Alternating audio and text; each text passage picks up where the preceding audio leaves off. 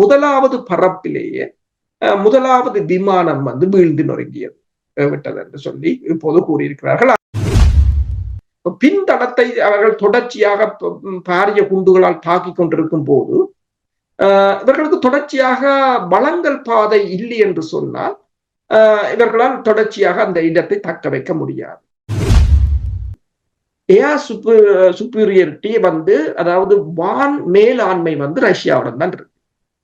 வான் மேலாண்மை ரஷ்யாவிடம் இருக்கும் போது நீங்கள் ஊடரப்பு தாக்குதலில் வெற்றி ஈட்ட முடியாது. ஈவன் ஈரான் ஷஹீத் 136 வகை ஆளில்லாத தாக்குதல் விமானத்தை கூட இவர்களால் தடுக்க முடியாமல் தான் இருக்கு. அந்த தாக்குதல் விமானம் தான் F-16 வீழ்த்தினதா என்ற கேள்வியும் இப்போது எழுந்திருக்கிறது. 2018 ரஷ்யா டூரோ மீது ஒரு கட்டுப்பாட்டை கொண்டு வந்த போது இது ஊடக சுதந்திரம் இல்லை என்று கூவிய அந்த 29 மனிதாபிமான அமைப்புகளையும் இப்போது தான் தேடித் திரிவதாகவும் அவர்களை வரும்படியும்.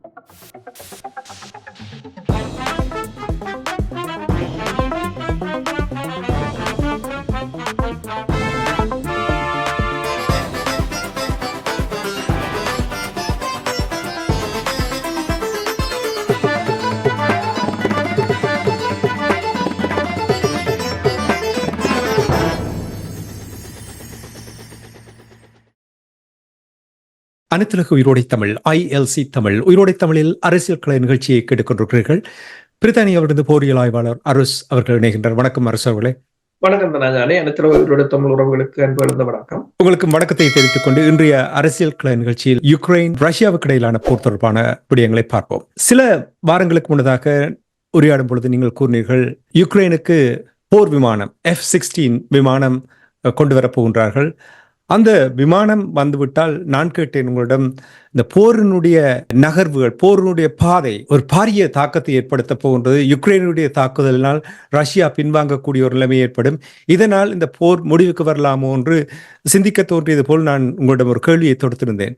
F-16 வந்தது, என்ன நிலை? தாக்குதலை ஆரம்பித்து விட்டார்களா? என்ன நிலைமை என்றதை கூறுங்கள். என்னென்னு சொன்னால் உங்களுக்கு தெரியும், கர்க் பகுதிக்கு உக்ரைன் படையினர் முன்னகர்ந்திருந்தனர்.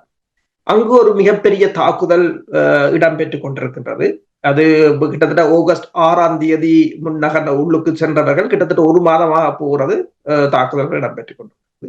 இந்த நிலையில் தான் உங்களுக்கு தெரியும், அதாவது இந்த மேற்குலக நாடுகள் கிட்டத்தட்ட 85 F-16 ரக விமானங்களை வழங்குவதாக இப்ப நீங்க பாத்தீங்கன்னா ஸ்வீடனாக இருக்கலாம், நெதர்லாந்தாக இருக்கலாம், டென்மார்க்காக இருக்கலாம், நோர்வே, அமெரிக்கா என்று சொல்லி கிட்டத்தட்ட பல ஐரோப்பிய நாடுகள் இணைந்து கிட்டத்தட்ட 85 விமானங்களை வழங்க முன்வந்திருந்தன.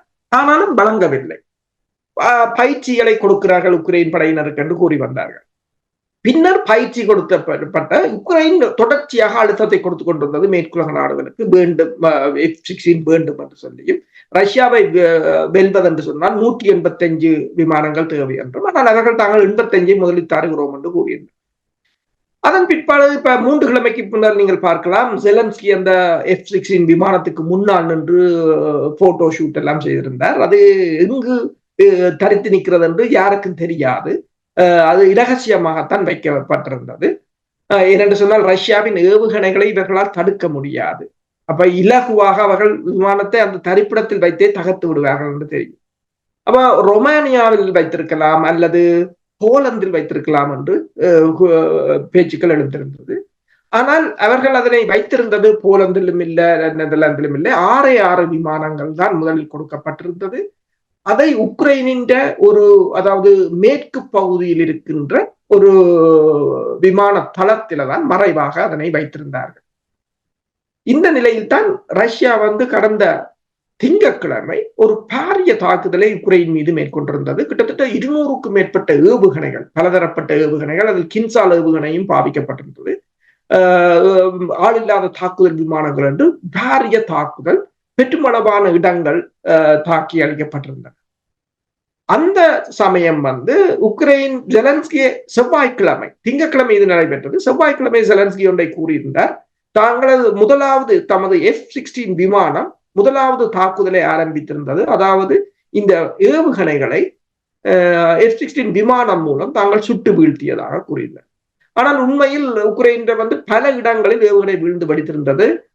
பல இடங்களில் மின்சாரங்களோ தண்ணீரோ எதுவுமே கிடைக்கவில்லை. ஒடிசா பகுதியில் கூட 40 பார ஊர்திகள் தாக்கி அளிக்கப்பட்டிருந்தன. அதே போல கிப்ராக் பகுதியில கிட்டத்தட்ட பாத்தீங்கன்னு சொன்னால் ஒரு வெளிநாட்டு படைத்துறை ஆலோசகர்கள் தங்கியிருந்த இந்த கட்டிடம் கூட தாக்கி அளிக்கப்பட்டு பெருமளவானவர்கள் கொல்லப்பட்டிருந்தனர். அதன் பிற்பாடு சமூக வலைத்தளங்கள் ஒரு பதிவை போட்டிருந்தது, உக்ரைன் F-16 விமானம் சுட்டு வீழ்த்தப்பட்டது. ஆனால் அதை யாரும் அதை கன்ஃபார்ம் பண்ணவில்லை, அதை உறுதிப்படுத்த முடியவில்லை. பின்னர் வியாழக்கிழமை அமெரிக்காவின் CNN ஆக இருக்கலாம், வால் ஸ்ட்ரீட் ஜேர்னலாக இருக்கலாம், பல ஊடகங்கள் மெல்ல மெல்ல பிரச்சனையை வெளிக்கொண்டிருந்தன. திங்கட்கிழமையே, அதாவது முதலாவது பரப்பிலேயே முதலாவது விமானம் வீழ்ந்து நொறுங்கியது விட்டது என்று சொல்லி இப்போது கூறியிருக்கிறார்கள். ஆனால் அதை சுட்டு வீழ்த்தியதாக அவர்கள் கூறவில்லை. ஏதோ ஒரு தொழில்நுட்ப கோளாறு கூறவில்லை. பைலட்டின் அதாவது விமானியின் எரர் என்று தான் கூறுகிறார்கள். பழுதுபட்ட விமானத்தை அனுப்பினார்களோ என்று சிந்திக்க தோன்றியது உண்மைதான். ஆனால் உக்ரைன் டென்மார்க்ல பயிற்சி பெற்ற விமானிகள் இல்ல, அந்த அந்த தற்போது அந்த விமானியும் கொல்லப்பட்டு விட்டார். அந்த விமானி தான் மிகச்சிறந்தவர் என்றும் கூறுகிறார்கள். அவருக்கு செல்லமாக ஃபிஷ் மூன் என்றுதான் அழைப்பதாக கூறியிருக்கிறார்கள். லெப்டினன்ட் கேர்னல் தர அதிகாரி இறந்த பிற்பாடு கேர்னலாக பதவி உயர்த்தப்பட்டிருக்கின்றார். ஆனால் அவரின் இறப்பை தொடர்ந்துதான் அந்த விமானம் வீழ்ந்த கதையே வெளியில் வந்திருந்தது. அவரின் இறப்பை தொடர்ந்துதான் அது வெளியில் வந்தது. அப்ப 6 விமானங்களில் ரஷ்யா ஒன்றை கூறியிருந்தது, தாங்கள் ஏவுகணை தாக்குதலில் மேலும் 2 விமானங்களை தளத்தில் வைத்து தகர்த்து விட்டதாகவும், ஏனென்று சொன்னால் இவர்கள் வெளியிட்ட படங்களின் அடிப்படையில் அந்த இடத்தை கண்டறிந்து தாக்கியதாகவும் கூறியிருக்கிறார்கள். ஆனால் அது தொடர்பாக உக்ரைன் எதிரையும் தெரிவிக்கவில்லை. கிட்டத்தட்ட 6 விமானங்களில் 3 விமானங்கள் அளிக்கப்பட்டிருப்பதாகத்தான் பார்க்க முடிகின்றது. அதுல நீங்கள் குறிப்பாக பார்த்தீங்கன்னு சொன்னால், இவர்கள் ஒவ்வொரு ஆயுதங்களை கொடுக்கும் போது, இப்ப சேலஞ்சர் டேங்குகளை கொடுக்கும் போது, அல்லது அப்ரஹாம் டேங்குகளை கொடுக்கும் போது, அல்லது ஜவலின் ஏவுகணைகளை கொடுக்கும் போது, அல்லது ஸ்டோம் ஷேடோ ஏவுகணை கொடுக்கும் போது கேம் சேஞ்சர் என்றுதான் நீங்க ஊடகங்கள் எல்லாம் போடுகிறார். இத்துடன் ரஷ்யா தொலைஞ்சுது அல்லது அழிஞ்சுது, புட்டின் ஓடுகிறார், அப்படித்தான் எழுதுவார்கள் இங்க ஊடகங்கள். அதே போலதான் இந்த F-16 பெரிய இடத்தில் தான் அதை பிரச்சாரம் செய்தார்கள். ஆனால் முதலாவது பரப்பிலேயே முதலாவது விமானம் வீழ்ந்து நொறுங்கியது என்பது அது ஒரு மிகப்பெரிய ஒரு கேள்விக்குறி. அது மட்டுமல்லாது, இப்ப இவர்கள் மேற்குலகம் கூறுகிறது தொழில்நுட்ப கோளாறு. இன்னொரு உக்ரைன் அமைச்சர் கூறியிருக்கின்றார், தங்கள் பேட்ரியாட் ஏவுகணையால் தவறுதலாக சுட்டு விட்டோம் என்று. இவர்கள் மேற்குலகத்தை பொறுத்தவரையில் ரஷ்யா சுட்டதாக அதனை கூற அவர்களுக்கு விருப்பம் இல்லை என்றால் தமது ஆயுத விற்பனையை அது கடுமையாக பாதிக்கும். இப்ப ஏதோ ஒரு வகையில் விமானியின் மீது பழியை போடுவது, அல்லது தொழில்நுட்ப கோளாறு என்று காட்டுவது, அல்லது தாங்கள் தவறை சுட்டு விட்டோம் என்று. இப்ப யாரோ அதுக்குத்தான் சமூக வலைத்தளத்தில் எழுதினார்கள், நீங்களே விமானத்தை கொடுத்து நீங்களே சுடுவது என்று சொன்னால் அது ரஷ்யாவுக்கு தேவையில்லை, ரஷ்யாவுக்கு செலவு மிச்சம் தானே என்று. அவங்களுக்கு ஏவுகணையும் செலவில்லை. பொதுவாக நீங்கள் உண்மையாக இவர்களை பொறுத்தமட்டில் படம் காட்டுவதற்கும் பிரச்சாரம் செய்வதற்கும் பெரிய ஒரு விண்ணர்கள் என்பதை காட்டி கொண்டிருக்கின்ற தொடர்ச்சியாக இல்லையா? நான் உண்மையில எதிர்பார்த்தேன் இந்த F-16 வந்தவுடன் போர் முடிவுக்கு வரப்போகுதுதான் நான் எதிர்பார்த்தேன். ஆனால் நீங்கள் இப்படி ஒரு நாளிலேயே போர் விமானம் பறந்த உடனே சுட்டி வீழ்த்தப்படப்பட்டு என்று சொல்லுகிறீர்கள், அல்லது கோளாறின் காரணமாக விழுந்து என்று சொல்லுகிறீர்கள். சரி, என்னவோ. ஆனால் ஒன்று எது இருந்தாலும் கர்க்ஸ் பகுதியில் அவர்கள் தாக்குதலை மேற்கொண்டிருக்கின்றார்கள். அந்த பகுதியை கட்டுப்பாட்டுக்குள் வைத்திருப்பதாக கூறுகிறார்கள். ஒன்று ரஷ்யா கூறுகிறது, கர்க்ஸ் பகுதியை இவர்கள் நிரந்தரமாக தங்களுடைய கட்டுப்பாட்டுக்குள் வைத்திருக்க முடியாது, ஒரு தற்காலிகமாக அவர்கள் வைத்திருக்கலாம். ஆனால் அவர்கள் எதிர்பார்க்கின்ற போல் டொம்பாஸ் பகுதியை நாங்கள் எந்த காரணத்திலும் அதிலிருந்து நாங்கள் விலகி செல்ல மாட்டோம் என்ற கருத்தை பூட்டின் அவர்கள் கூறியதையும் கேட்டிருக்கின்றனர். இதனுடைய பின்னணி என்ன? அதே நேரத்தில் எண்ணெய் குதம் மீது தாக்குதலும் நடந்திருக்கின்றது. கர்க்ஸ் பகுதியில் இருக்கின்ற எண்ணெய் குதம் மீது தாக்குதல் நடந்திருக்கின்றது. இதனால் ஏதாவது ரஷ்யாவுக்கு சேதம் ஏற்பட்டிருக்கின்றது, பொருளாதார சேதம்? ரஷ்யாவின் பொருளாதாரத்தை முற்று முழுதாக அழிப்பதற்கும் படைத்துறையை அழிப்பதற்குமான நடவடிக்கையை தான் இவர்கள் தொடர்ச்சியாக மேற்கொண்டு கொண்டிருக்கிறார்கள். பெருமளவான ஆளில்லாத தாக்குதல் விமானங்கள் மூலம் எல்லா எண்ணெய் குதங்கள் பல அடிக்கடி தாக்கி அழித்துக் கொண்டுதான் இருக்கிறார்கள். ஆனாலும் ரஷ்யா அதனை ஏதோ ஒரு வகையில் சமாளித்து முன்னகர்ந்து கொண்டுதான் வருகின்றது. இப்ப கேர்க்ஸ் பகுதி மீதான முற்றுகையும் நீங்கள் பார்த்தீர்கள் என்று சொன்னால் இந்த டொன்பாஸ் பகுதியில் அல்லது டொனஸ்க் பகுதியில் இருக்கின்ற ரஷ்ய படையினரின் கவனத்தை திசை திருப்புவது. அவர்கள் ரஷ்யாவை பொறுத்தவரையில் தனது இந்த படையணியில் எந்தவித மாற்றத்தையும் செய்யாது அங்குள்ள படையணியினை செச்னியாவில் இருக்கின்ற படையணியையும் கூட்டி என்றுதான் இந்த கேர்க்ஸ் பகுதியின் நடவடிக்கையை அவர்கள் எதிர்கொள்கிறார்கள்.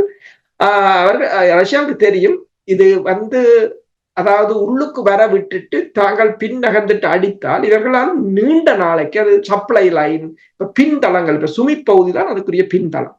பின்தளத்தை அவர்கள் தொடர்ச்சியாக பாரிய குண்டுகளால் தாக்கி கொண்டிருக்கும் போது இவர்களுக்கு தொடர்ச்சியாக வளங்கள் பாதை இல்லை என்று சொன்னால் இவர்களால் தொடர்ச்சியாக அந்த இடத்தை தக்க வைக்க முடியாது. ஒவ்வொரு நாளும் பெருமளவானவர்கள் இறந்து கொண்டிருக்கிறார்கள், பெருமளவானவர்கள் சரணடைந்து கொண்டிருக்கிறார்கள். இப்ப சரணடைபவர்களை பார்க்கும் போது பலர் கூறுகிறார்கள் அவர்களுக்கு ஒரு அதிர்ஷ்டம் அடித்தது என்றுதான். ஏனென்றால் அவர்கள் ரஷ்யாவுக்கு சென்று உயிர் வாழ்ந்து விடுவார்கள் அல்லது இங்கு இருந்தால் அவர்கள் கொல்லப்படுவார்கள் என்ற ஒரு நிலைதான். எனவே பெருமளவானவர்கள் சரணடைந்து கொண்டு இருக்கிறார்கள். ஒரு தடவை கைதிகள் பரிமாற்றம் இடம்பெற்றிருந்தது. ஏனென்றால் இவர்கள் கேர்க்ஸ் பகுதிக்கு உள்நுழைந்த போது அந்த எல்லை காவலில் நின்ற ரஷ்ய படையினரை கிட்டத்தட்ட 100க்கும் மேற்பட்டவர்களை கைது செய்திருந்தார்கள். அவர்களுக்கும் அந்த கேர்க்ஸ் பகுதியில் ரஷ்யா கைப்பற்றியவர்களையும் 2 தரப்பும் 115 பேரை கைதிகள் பரிமாற்றம் மூலம் கைதிகளை பரிமாறி இருந்தார்கள். கேர்க்ஸ் பகுதி நடவடிக்கையை ரஷ்யா அதனை ஆறுதலாகத்தான் கையாளுகின்றது. இவர்கள் அதாவது மேற்குலகம் எதிர்பார்த்தது போல பதற்றப்படவில்லை, அதற்காக மக்களையும் பதற்றமடைய வைக்கவில்லை. அவர்கள் முதலில் அந்த படை அவர்களின் உள்நுழைவை தடுத்து நிறுத்தினார்கள். தடுத்து நிறுத்தி போட்டு இப்போது தேடி அளிக்கும் நடவடிக்கையை மேற்கொள்கிறார்கள். உக்ரைன் படையினரின் எண்ணிக்கை ரஷ்யாவுக்கு தெரியும். அப்ப இவர்கள் அந்த மேக்சிமம் கெப்பாசிட்டி எவ்வளவுக்கு இவர்களால் வர முடியும் என்று தெரியும். கேர்க்ஸ் பகுதியில ஊடுருவிய படையினரில் நீங்க பாத்தீங்கன்னு சொன்னா பெருமளவான படையினர் போலந்து நாட்டை சேர்ந்தவர்களாக இருக்கிறார்கள், ஜூர்ஜியாவை சேர்ந்தவர்களாக இருக்கிறார்கள். அதாவது வெளிநாட்டு கூலிப்படையினர் தான் அதிக அளவில் இருக்கின்றனர். அது மட்டுமல்லாத 6000க்கும் மேற்பட்டவர்கள் பிரித்தானியாவிலும் ஜெர்மனிலும் பயிற்சி கொடுக்கும். இந்த சிறப்பு பயிற்சி பெற்ற படையினரை உள்ளிழுத்து அவர்களின் பலத்தை அழித்து விட்டால் பிறகு ரஷ்யா படையினரின் முன்னகர்வை தடுப்பதற்கு உக்ரைனால் முடியாது போகும் என்றது ரஷ்யாவுக்கு தெரிந்த விடயம். நீங்க பாருங்கள்,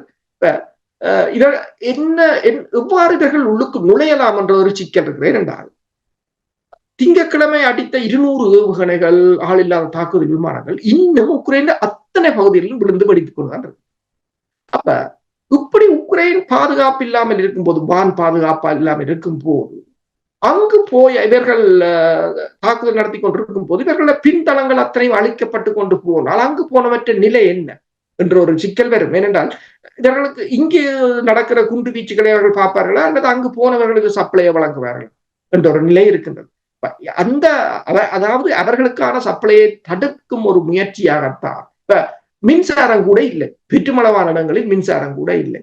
இனி இப்ப விண்டர் வர தொடங்கினால், அதாவது குளிர்காலம் தொடங்கினால் எரிபொருளுக்கு மிக பாரிய தட்டுப்பாடு உக்ரைனில் ஏற்படும் என்று கூறுகிறார்கள். அப்ப இந்த நிலையில் அங்கு உள்நுழைந்தவர்களின் நிலைமை மிக மிக மோசமாகத்தான் இருக்கும். ஒன்றில் முற்றுமுழுதாக சரணடைய வேண்டும், அல்லவென்று சொன்னால் முற்றுமுழுதாக அழிய வேண்டிய ஒரு நிலை ஏற்படும். யுக்ரைனுடைய கேர்க்ஸ் பகுதியில் நடத்திய தாக்குதலுக்கு பின்னர் எண்ணெய் குதம் மீது அவர்கள் தாக்குதல் நடத்திய விட அது தொடர்பாக நீங்கள் கூறினீர்கள். ஒன்று, கேர்க்ஸ் பகுதியை தாக்கியதன் பின்னர் 2 நாள் அதிரடி தாக்குதலை ரஷ்யா கார்கிவ் பகுதியை நோக்கி தங்களுடைய தாக்குதலை மேற்கொண்டனர். இந்த தாக்குதல் எவ்வளவு தாக்கத்தை ஏற்படுத்தி இருக்கின்றது? அவர்கள் கார்கிவ் பகுதி இப்ப சுமி பகுதியிலிருந்தும் கார்கிவ் பகுதியில் தான் இதற்கான பின்தள பகுதி. முதல் கார்கிவ் பகுதியை ரஷ்யா வைத்திருந்தது. என்றால் அது ஒரு பஃபர் சோன் மாதிரி ரஷ்யாவுடைய எல்லையே பாதுகாப்பு. பிறகு அவர்கள் டொன்பாஸ் பகுதிக்கு படையினர் தேவை என்றபடியால் அதனை வெளியேற்றி விட்டார்கள். அதே போலதான் கேர்சன் பகுதியிலும் பாரவாசித்த பகுதியை விட்டு வெளியேறியிருந்தார்கள் என்று சொன்னால் அது நதிக்கு இங்காலி பக்கம் ஒரு மிகப்பெரிய ஒரு ஊடரப்பு தாக்குதலை உக்ரைன் மேற்கொண்டால் அது கிட்டத்தட்ட 30,000 ரஷ்ய படையினர் அந்த பொறிக்குள் மாட்டுவார்கள் என்பதால் அவர்கள் அதனை வெளியெடுத்து விட்டார்கள். அதே போலதான் இப்போது இந்த உள்நுழைந்தவர்களின் பலத்தை அழிக்க வேண்டும் என்று சொன்னால் பின்தளங்களைத்தான் முதலில் அழிக்கப் போகிறார்கள். ஏன்னா அவர்களை அழிப்பது இலகுவானது. என்னென்றால் அவர்கள் ரஷ்யாவின் கைக்குள் இருக்கிறார்கள். அப்ப பின்தளங்களை அழித்து வளங்கள் பாதைகளை முற்றாக முடக்கிவிட்டால் அங்கு தாக்குதலில் ஈடுபடுபவர்கள் ஒன்றில் சரணடைய வேண்டும் அல்லது சாவை தழுவ வேண்டிய ஒரு நிலை ஏற்படலாம் என்றதான் ரஷ்யாவின் திட்டமாக இருக்கின்றது. அப்ப அவர்கள் என்னென்றால் ஒரு சிறப்பு படை நடவடிக்கையாக உக்ரைன் ஊடுருவிய பகுதிகளுக்கு நுழைந்து சிறு சிறு அணிகளாக தாக்குதலை நடத்தி கொண்டு வருகிறார்கள். இப்ப வெள்ளிக்கிழமை நீங்க பாத்தீங்கன்னு சொன்னால் 22 உக்ரைன் படையினரை ரஷ்யா சிறப்பு படையினர் தாக்கி அளித்திருக்கிறார்கள். சிறு சிறு தாக்குதல்களை மேற்கொள்ளும் போது அவர்களை காயப்பட்டவர்களை பராமரிப்பது, அவர்களை கொண்டு வருவது என்றதெல்லாம் மிக பாரிய ஒரு சிக்கலாக இருக்கும். ஏனென்றால் இதை முதலும் கூறினார்கள். 2022 ஆண்டு இவர்கள் ஊடறுப்பு தாக்குதல் ஒன்றுக்கு ஆயத்தப்படுத்தும் போது கூறினார்கள், ஏர் சுப்பீரியரிட்டி அதாவது வான் மேலாண்மை ரஷ்யாவிடம் தான் இருக்கு. வான் மேலாண்மை ரஷ்யாவிடம் இருக்கும் போது நீங்கள் ஊடறுப்பு தாக்குதலில் வெற்றி ஈட்ட முடியாது என்றா சொன்னால் அவங்க அதுல விமான குண்டு வீச்சுகளோ அல்லது ஏவுகணை தாக்குதல்களையோ இலகுவாக உங்களை அழித்து விடுவார்கள் என்றது கூறியிருந்தார். அதே போலதான் இப்பவும் பார்த்தீங்கன்னு சொன்ன வான்குண்டு தாக்குதல்களும் ஏவுகணை தாக்குதல்களாலும் இவர்கள் உக்ரைன் தலைநகரம் வரையுமே தடுக்க முடியாத ஒரு நிலையில் இருக்கிறார்.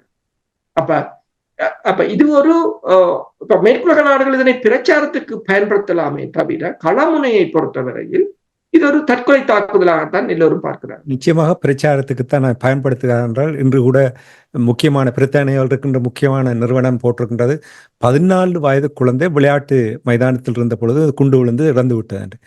எனக்கு அதை பார்த்தவுடன் இவர்களுடைய இரட்டை முகத்தை பாருங்கள். அங்கே பலஸ்தீனத்தில் என்ன நடக்கிறது? ஒவ்வொரு நாளும் எத்தனை குழந்தைகள் இறக்கிறார்கள், எத்தனை பெண்கள் இறக்கிறார்கள். அவர்கள் மனிதர்கள் இல்லையா?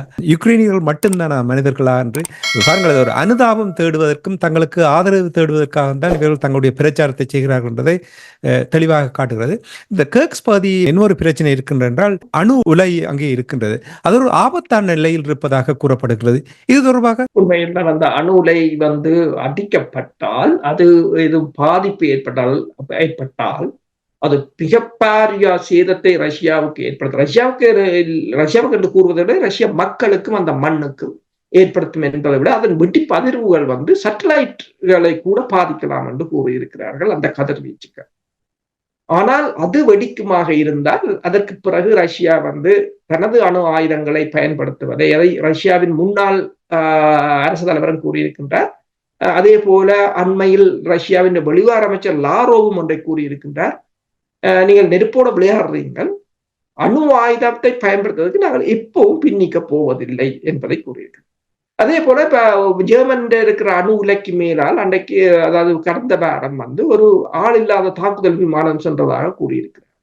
இப்ப அங்கு ஒரு தாக்குதல் விமானம் தாக்கினால் இங்கு ஐரோப்பாவிலேயோ வேறு எங்கேயும் ஒரு அணு உலை வெடிக்குமாக இருந்தால் அது பல இடங்கள் மனிதர்களே நடமாட முடியாத ஒரு பிரதேசமாக மாறக்கூடியது இருக்கு.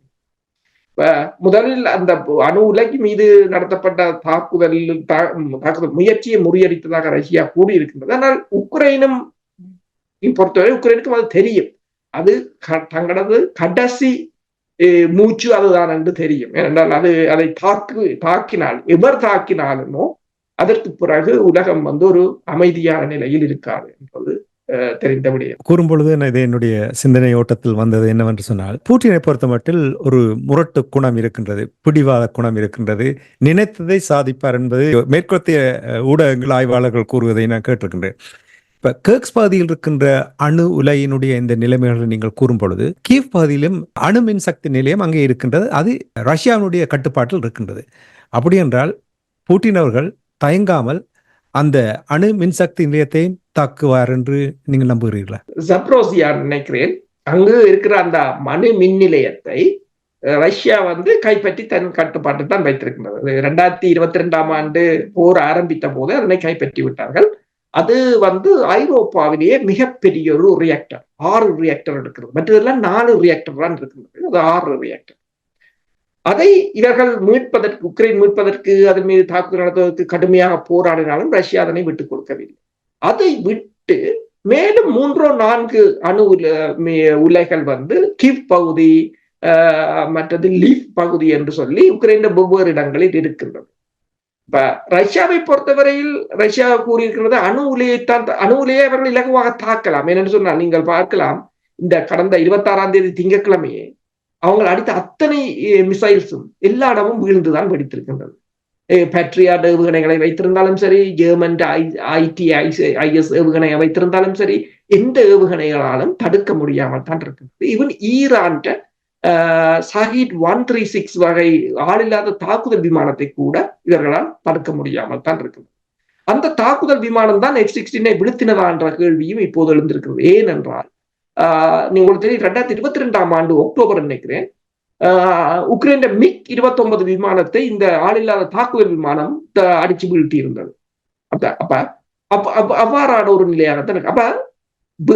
ஒன்றினர்களுக்கு தெரிய வேண்டும், அந்த ஏவுகணை ஒரு ஏவுகணையிலேயே அந்த அணு உலையை அடிக்க முடியும். அதை தடுப்பதற்கு இவர்களிடம் எதுவும் இல்லை. அது இவர்களுக்கு, அதாவது உக்ரைனுக்கோ மேற்குலகத்துக்கும் தெரியும். அதே போல இந்த 26ஆம் தேதி இடம்பெற்ற தாக்குதலில் உக்ரைனின் மேற்கு பகுதி மீதான தாக்குதலுக்கு போலந்தின் வான்வெளியின் ஊடாகத்தான் ஏவுகணைகள் பறந்து சென்றன. போலந்து அதை தொடர்பாக கருத்துக்களை கூறினாலும் ரஷ்யா அதை பொருட்படுத்தவில்லை.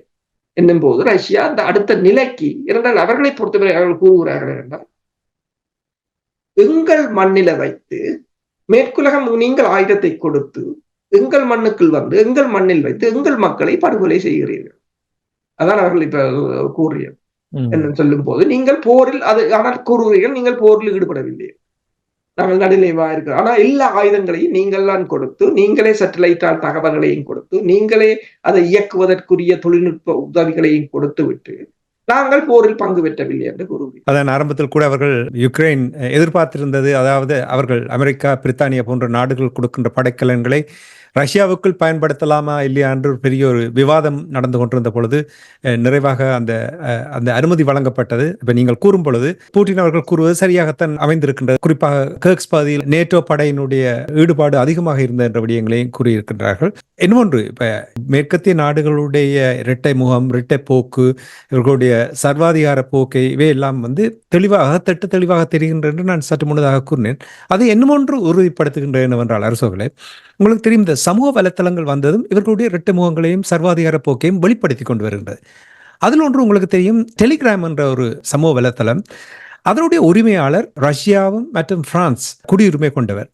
அவரை பிரான்சில் வைத்து கைது செய்திருக்கிறார்கள். என்ன காரணத்துக்காக கைது செய்திருக்கிறார்கள்? உண்மையாக அவர் ரஷ்யா பூட்டின் அவர்களுக்கு ஆதரவாக இருப்பதற்காக கைது செய்திருக்கிறார்களா, அல்லது இந்த உலக பரப்பில் சமூக வலைத்தளத்தை கட்டுப்படுத்துவதற்காகத்தான் கைது செய்திருக்கிறார்கள்? என்ன நிலைமை? நாடுகளின் வளங்களை கொள்ளையடிப்பது, மக்களின் பணத்தை கொள்ளையடிப்பது, இப்போது அவர்களின் தகவல்களை திருடுவது.